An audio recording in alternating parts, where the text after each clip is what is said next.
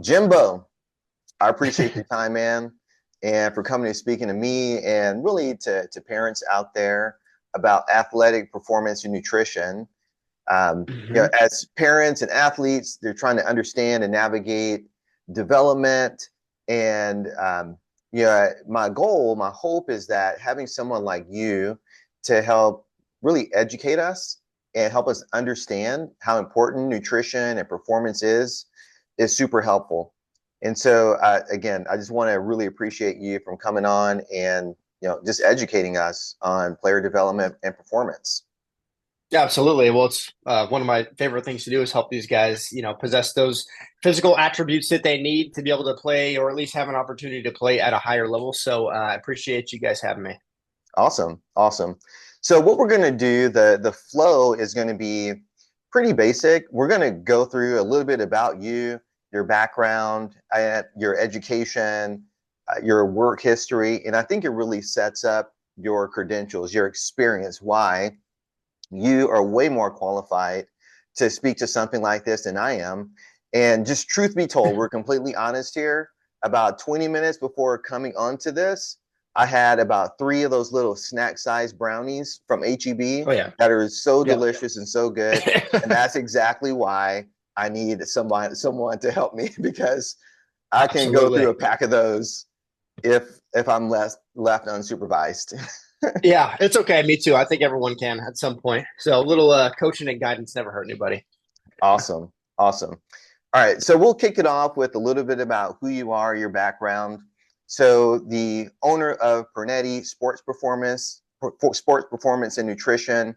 And Hmm. just full disclosure for everyone, you are one of our first partners. I reached out to you after seeing that you work with a son of somebody that I know personally, and I was digging into your platform and what you're doing, and I reached out and thought that what you were doing would be super helpful and valuable. And so, just we had conversations, and now you are supporting us through a partnership. And so, I just want everybody to know that right up. You're not like a Hmm. sponsor. You're not paying for this.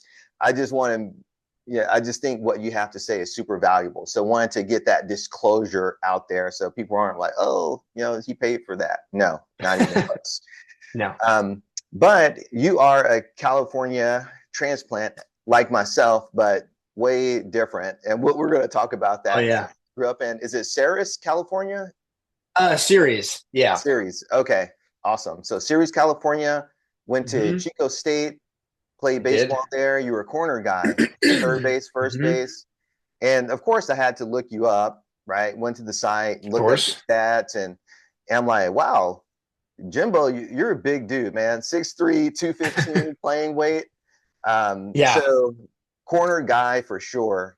Uh, got a degree in exercise physiology and then went on to Hmm. get a master's degree in kinesiology and biomechanics, Yep. which is pretty cool. And you're married, right? Married. Do you have what's your wife's name? Yeah, my wife's name is Marissa. She actually heads up all of our sports nutrition stuff. So she got her degrees in dietetics. So she's a lot longer, on the nutrition side than I am. But the kind of synergy that we have with the exercise science, biomechanics, and the dietetics, all kind of, essentially in the family, helps us kind of get a pretty good grasp on our athletes and be able to have oversight over the other coaches we work with and that sort of thing. So it works out Awesome. super well. Awesome. So for the folks out here, my next ask is going to get Marissa on here because she, for me, is really someone that Yeah, that we need absolutely. to talk to. Yeah, Fantastic. it seems like everybody, with what we do, everybody kind of meets me to get to her stuff. So I totally get it. Yeah, the better half, right? Yes, absolutely. Awesome. So you don't have any kids, or do you have any kids? Do you plan on having kids? No kids yet. We get asked by the in-laws and my parents quite a bit. So we'll have a couple, hopefully, God willing. We were thinking about trying at the start of next year or something like that, All right. and hopefully have a couple kids because now that we're in a little better position, I Mm-hmm. definitely I can't wait. Great. So the in-laws will be happy that I'm also asking, right? So it's on record now, and they can point back to this video. So now that it's out there, right? Awesome. Hmm. Cool. So a Absolutely. little bit about you, man. Growing up, Ceres, California, Hmm. which when people think about California, they think primarily of San Francisco or Los Angeles. I'm a California transplant. You know, I'm in Texas now. You're a California Yep. transplant in Texas now, but we're different. I grew up in LA, but you grew up in Central California. Uh, Hmm. Talk Hmm. to us a little bit about what it was like growing up in Central California and how different it is from what people typically associate from California folks. I mean, it's essentially two different states, right? You got the San Francisco, even some of the Southern California pockets that would, I mean, they even make fun of us for how we speak in Central California. But I usually tell people it's mostly agriculture, a lot more working class people in that area. You're not getting a lot of the big, like, tech money and the crazies that you get in a lot of different pockets of California. So, Mm-hmm. without going too far into that sort of stuff, I'm kind of right along the same lines. Like I just tell people I moved to Texas for a reason. I love it here. I just Right. don't like the weather. But the weather's something I'll get used to eventually, I guess, maybe. Yes. No, you won't. You just get AC units, Yeah, and yeah. that's the way it is. Yeah. Oh yeah. And it's cheaper. The AC is cheaper than in California too, so Yeah. that's nice. Yeah. There you go. So growing up in Central California, a lot of ag. Hmm. Was sports always something that you dreamt about growing up, or was what did you dream about being when laying in bed at night? Yeah, I wanted to be a big league ball player, probably just like most of the kids my age. Mhm. Yeah, there was a ton of sports. My parents, mainly my dad, kind of got me into baseball early, and it wasn't like a forced thing. Like he was a great football player, it came from football, but it wasn't, kind of like, hey, you have to play baseball. It was like, well, that's what Mhm. I like to do. That's what I was good at. Mom would take me in the front yard and play catch with me for hours, and Awesome. eventually I got to the place where I think I enjoyed basketball the most, actually. But I didn't see a path forward to where I was going to be anything particularly special in basketball. And I knew Right. baseball was kind of my ticket because we didn't come from a lot of money or anything. I figured if I can get some money to pay for my schooling at some point, baseball is probably the way I'm going to do it. So There you that's go. that's kind of how it. Yeah, that's kind of how it works. So I've gone through the whole travel ball gauntlet. I know the schedules. I am very, very familiar. Yes, yes. I was going to ask you if you played travel ball and all this stuff. So you've been there, All done of it. that. You lived the whole thing, right? Lived the whole thing. We went to Cooperstown. We went to different national circuits, and now this was I don't think I medaled, but it was a little bit before Perfect Game and all those Hmm. bigger entities became like really big must do things. It was probably right when it was first starting, so that kind of gave me the first initial experience into it. And then when my brother started to become pretty good at baseball, Hmm. it was like I already know all the different things that you kind of need to do, and here's what it looked like for me. But yeah, that's a little bit of how I grew up Central Valley wise in sports. Awesome. And at what point? So you thought early on that, hey, we don't have a lot of money. I love basketball, but maybe that wasn't your where your skill set was. And so, at what point do you think you really thought to yourself, I'm going to dedicate myself to baseball because I actually have a chance to play in college? Was that in high school, middle school? When did you start thinking about that?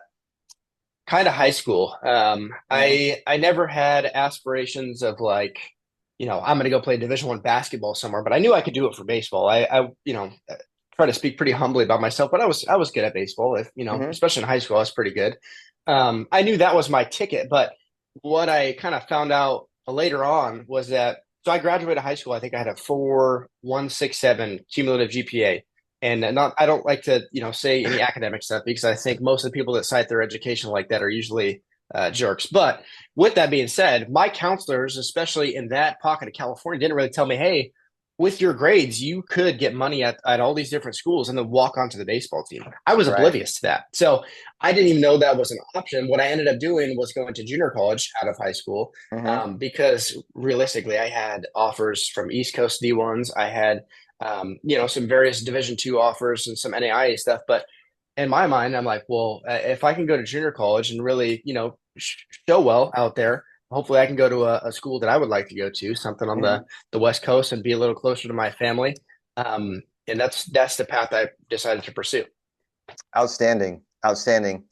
I recently did a video where I cited some stats from NCAA showing that only 8.1% of high school baseball players will make it to the collegiate level, which Yeah. is that's a pretty big cut, right? Hmm. At that Hmm. point. So even like to go the JUCO route and then to play, at a major college, you're already in a class of their own, right? So Hmm. kudos for that. And nowadays it's getting even harder, which is why it's important. Yeah. Our conversation is super important. In the transition from high school to maybe JUCO and then even JUCO to Chico State, what was your experience? Was did you notice that, wow, this is a lot faster, this is a lot different than the high school level? Yeah, it's kind of like you jump in from a high school team where you're probably the best kid on the team or close to it. And then you get to even at the junior college level, you get there and you're playing with men. Some of those guys have been there for 3 years because there's 17 red shirts or whatever they're doing. They've Mm-hmm. been lifting weights all 3 of those years. They found the weight room. They found out, oh, if you get bigger and stronger, you can hit the ball farther and throw it harder. That's the biggest jump right there. So Mm-hmm. we got into the fall schedule at my junior college. It was like, hey, we're training 5 days a week, and then if you want to have a shot to make it somewhere else, you're probably training after practice too. There's Right. no go sit home on the couch. And of course, there's guys that did that, but those guys obviously didn't end up playing after that. So, Right. but yeah, Yeah. that's kind of I don't know. That was my experience. Is wasn't even that the game was that much faster. It was more like everybody is a lot more mature within the game and also advanced physically, and that's I think the biggest step. Right. Right. And so, and this is a two-part question. So you ended up studying exercise physiology and then kinesiology. And I find for whatever reason, a lot of athletes, they are drawn to that line of education, that line of uh, work, like moths Yeah, to a flame. You just can't resist it. yeah. So what was your, why did you decide to study what you studied in school? Well, a couple answers to this, but undergraduate wise, when I was doing exercise physiology, I actually wanted to do physical therapy. So I Mm-hmm. knew physical therapists that did kind of help me along the way. And I think that's a lot with a lot of the things most athletes experience is like, hey, I've had a couple people along the line that really helped me. I want to be able to do that same thing for other athletes. But then I ended up interning at a physical therapy spot, actually in Modesto, kind of near Ceres. And it was not athlete population, it was general population. We get a lot of older clients, Mm-hmm. broken legs, hips, you name it. And then I would see the physical therapist basically meet with the client one on one to start and then pass them off to the aide. And I was like, Mm-hmm. well, I don't want to do that really. I wanted a more hands on feel. And even if it's not for athletes, but I want to be able to feel like I'm actually taking care of someone. I knew I wasn't going to get that there. So that's kind of how I ended up in the exercise physiology world. And then once I did, finished up baseball and everything, once I decided to pursue my master's, it was kind of two-part because my back, I'm notorious for having a bad back and throwing my back out, especially my Mm. junior, senior year at college, which is a hindrance on every stat, throwing, hitting. I Right. mean, you name it. It was not fun. And my roommates used to let me hear it every day when I'd show up back at the apartment with a crooked back. But that was in part why I wanted to study the biomechanics stuff is because Mm-hmm. I had gone to doctors, physical therapists, chiropractors, and kind of try to take a little bit of piece from each of them, but no one had really the solution I was looking for. So I decided part of that was going to be I want to learn how the body moves a little bit better. I know the physiology behind it, but now I need more of the anatomy piece and how everything functions as a whole. And Mm-hmm. that was kind of the driving force of like, well, I want to be able to fix my back, but I want to be able to help people kind of avoid the situation that I'm in because realistically, it is something that if you're proactive about, you can avoid. Right. And kind of finally, I wanted to be able to teach at the junior college level.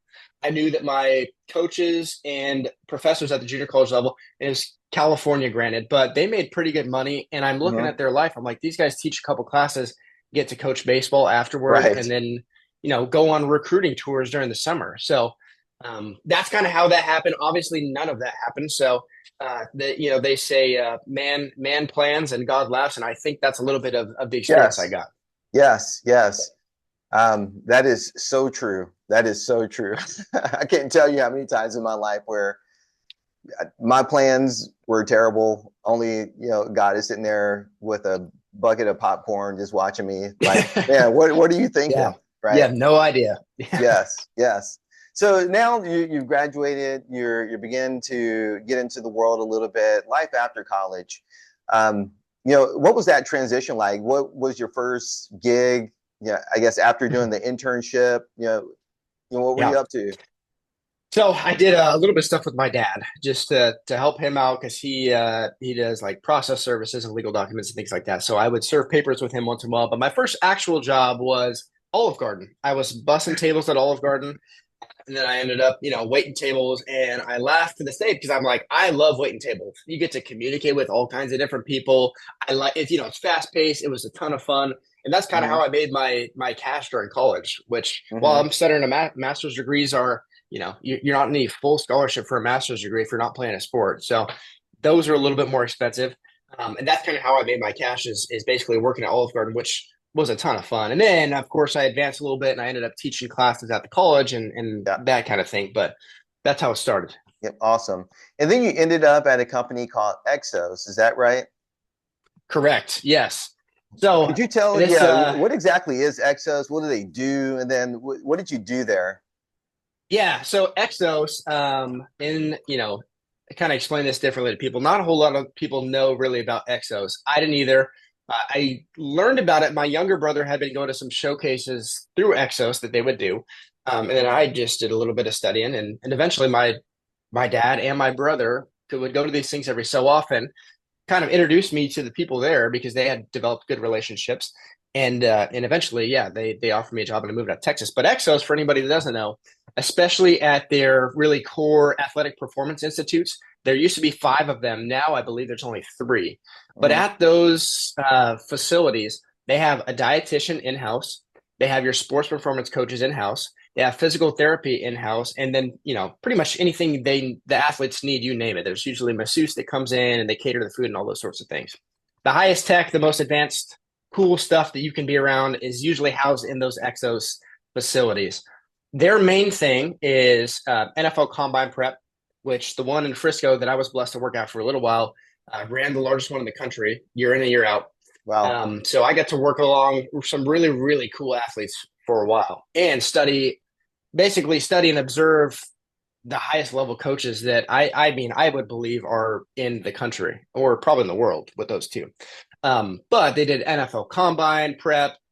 They would do NFL offseason stuff, MLB offseason, and then you get a handful of like Olympians, NBA guys, kind of you name Mm-hmm. it.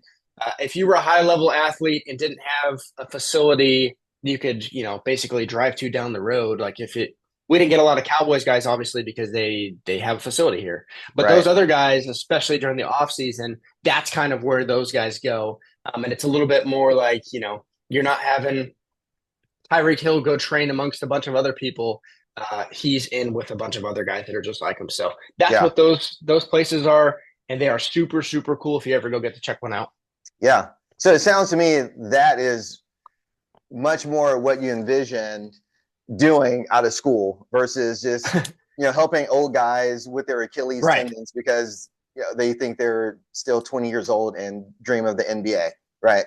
Yeah. That was a lot more fun, and it was, I tell a bunch of stories from it. But one of the first people I met at this facility was Tyron Smith, which is a tackle for the Cowboys. Yeah. And you want to talk about? I've always baseball. You're a decent sized guy, right? I'm 6'3", probably Yeah. 210 right now or so. I mean, it was like I've never seen a human that big tower over me, take my hand with a hand twice my size, and then I'm watching him warm up with 315 on an incline bench. And I was like, okay, Oh my this gosh. is completely different from anything I've been around. Right. Yeah. Right. So in that experience, you're right off the bat, the physique, you're noticing, wow, there is something very different about the top 1% versus us Yeah. 99 percenters, right? What were some of the things besides, let's say, when you were around the football or, other athletes, what were they like in terms of just physique and like height, weight, to play at the top levels? Yeah, so football in particular, because that's a lot of what at least when I first got there, that's what I was around. Hmm. Those guys, yeah, are obviously big and strong, but I don't think people really grasp the power that those guys have. So, for example, I'm trying to think. There were several athletes that would train at the facility that you'd watch the football guys doing their bags where they got to slap the bag and get around them. Um, I would be watching those drills, and I mean, there's a certain fear in you. Like, if you ever piss off one of those guys, like he might be able to kill you in one swing of his arm.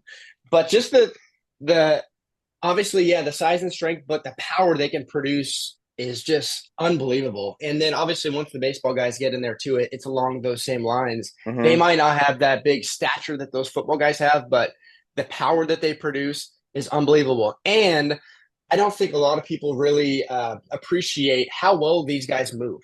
So Oh, you might have one of those big D tackles from any team, and they move like they're maybe not like a middle infield shortstop guy, but they move very well for the size that they are, and it is impressive to watch. wow. That's just amazing. And Yeah. on TV, they look that little, but Oh yeah. you take that and multiply it times 1,000, and that's really what you're talking about, right? Oh yeah, yeah. So one of my favorite guys, his name is Gerald McCoy, and obviously he was coming off of at the end of his career, kind of when I was at Exos. But I mean, he's a big superhero fan. He loves the show The Office, and Uh, so I would get to watch him do stuff out on the turf a lot of the time. And I used to laugh because I go back to those bags that they would work with. I used to mess with some of our interns and say, "Hey, Gerald's missing a bag out there. I need one of you guys to go stand in." And like the shock and the fear in their faces was hilarious. And it's just right. that sort of thing. And keep in mind, most of those guys, I say most of them, are pretty nice dudes too. They're a lot of Mhm. fun. They are I think appreciative of kind of where they're at in their careers, and it was really cool for me to be able to experience working with those guys. And even if I'm not working with them, even just watching them with a different coach, just to kind of be around them, see how they do their stuff, and really, learn what it takes to be in their position was a lot of fun for me. Yeah. Yeah. It certainly gives you that perspective that I would say most of us really don't get to see. We're not, we don't have that intimate, uh, viewpoint, for professional athletes of different things, because I was reading on the site, there's people that are Olympians, you have football players, MLB, all these top 1% of like any sport out there. Yeah. And we were chatting a couple of days ago. We took a trip to Arizona, and we're just playing with a tennis racket because at night, because that's the only time you can do Hmm. anything. And within 3 minutes, you're toast, you're done. And then you go and watch the match, and they're out there potentially for hours, Yeah. hours. Yep. And Yep. I you you're very a lot more appreciation for really what it takes to be an athlete. Yeah, and it really is. It's like that across, almost every sport. It's like if you're not, and even just from an injury perspective, if you're not treating your body right, if you're not taking care of yourself in the weight room with your diet, all these sorts of things, A, you're not going to be able to last very long in whatever sport you're playing, and B, you're Mm-hmm. probably going to get hurt at some point. So, Right. weak things break, and that's part of what applies to the weight room. If you're not treating it like you should, there's a potential that it doesn't last very long. Yeah. Yeah. So, kind of transition into the weight room. This is a big topic, right? We talk about NFL guys, they're warming up 315 incline bench, which is crazy Insane. Yeah. to think about. So they're lifting heavy, they're bulking up or whatever. With, let's say, baseball, right? Because I hear this all the time, and to be truthful, and it is mostly dads that are out there saying that you can't lift heavy because you don't want to be too big for baseball. Mhm. And I'm hearing from coaches, I'm hearing from guys like you at the college level, as you just explained, the big difference when you get to even at the JUCO level, you're competing against grown men, right? Yes. And they're big, they're strong, and they're fast. And so we have this mentality that for baseball, weights are a bad thing almost. And I would just love to get, this is probably going to be a monologue, right? So Yeah, I could go for this for hours. yeah, Yeah. yeah. Let's talk about the weight room as it relates to baseball. And I would just love open question. Just what are your thoughts on that? Yeah. Well, the first thing is kind of if you don't befriend the weight room from an early age in any, baseball or softball, really, you are not going to last very long. I mean, there are probably a handful of guys that I can name. I actually talked with a buddy the other day about one of them um, that are just high level athletes and they just are blessed with those gifts. For everybody else, and I'm talking, that's probably five guys in Major League Baseball, max. Mm-hmm. Everybody else has to be in the weight room, in the recovery room, and everything else all the time. And that's part of your job. Um, and the guy that we were talking about, and I'm not going to mention names on here because I'll get in trouble, but Yep. that guy is hurt every other year. He also throws 100.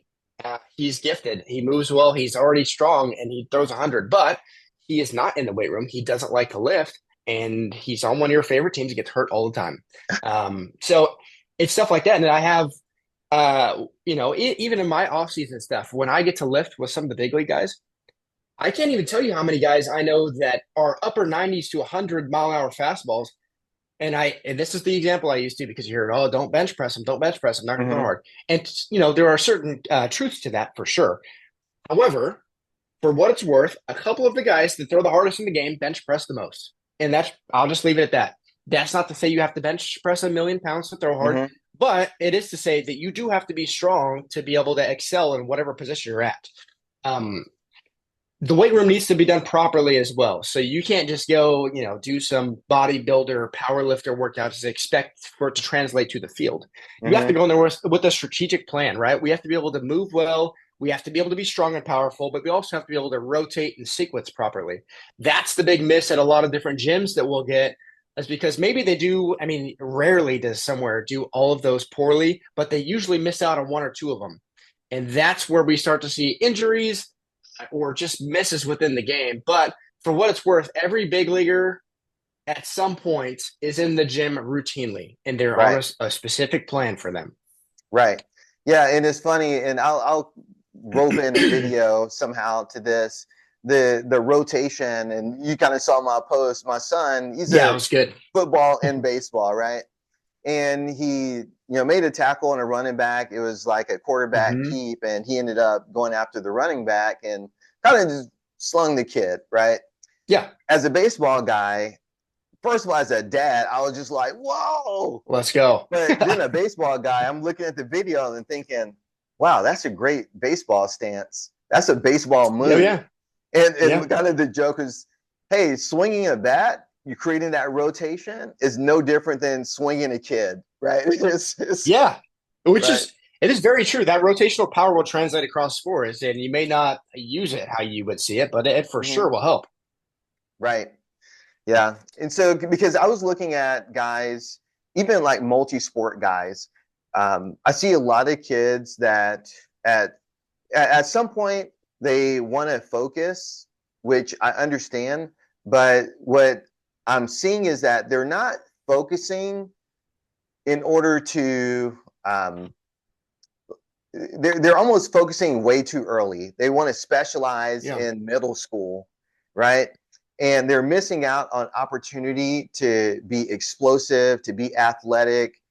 Baseball is kind of like uh, if you're not careful, you develop really good muscles to turn left because you're just turning Right. left around the bases. Yeah. But when you're in the outfield, when you're in the infield, you have to be able to move quickly and be explosive any direction. So the movement, the strength.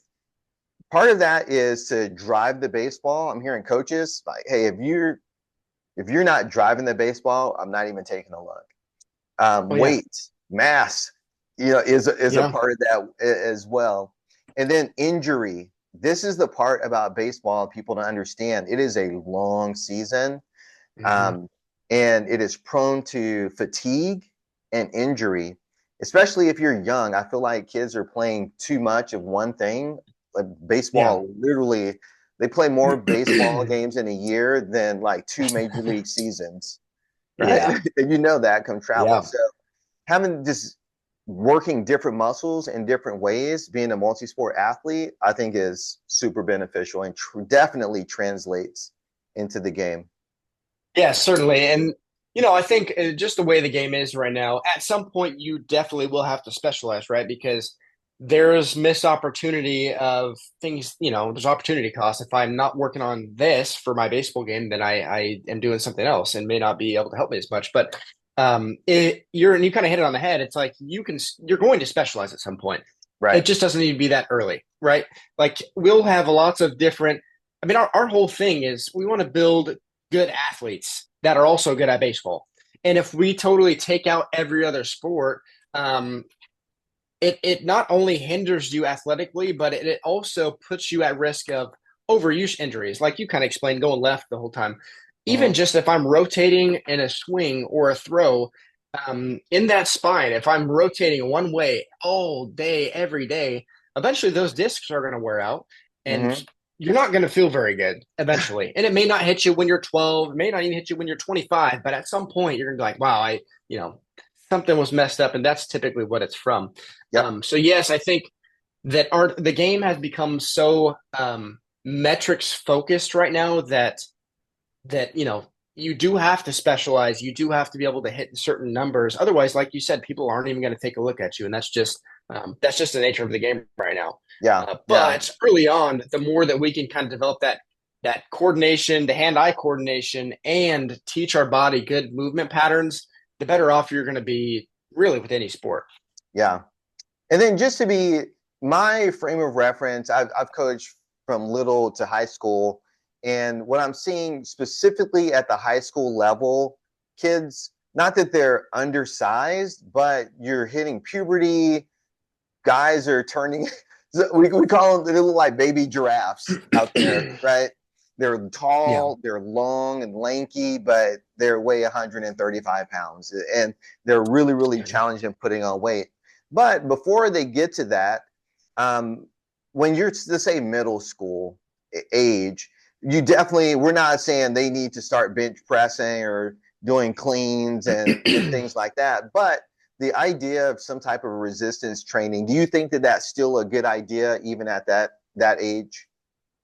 Not only a good idea, I think it's necessary if you want Mm-hmm. any shot. Because if I just took you and plopped you in at 14 into a high school weight room, and you find your high school has a good training program, that's going to be a challenge for you if you have no base layer of strength. And I get parents Yeah. that will be like, "Oh, we don't want them to be doing all the football workouts and this and that." And I'm like, "Yeah, but at some point, that kid really needs that real base layer of strength to be Yeah. able to do other lifts and do different things."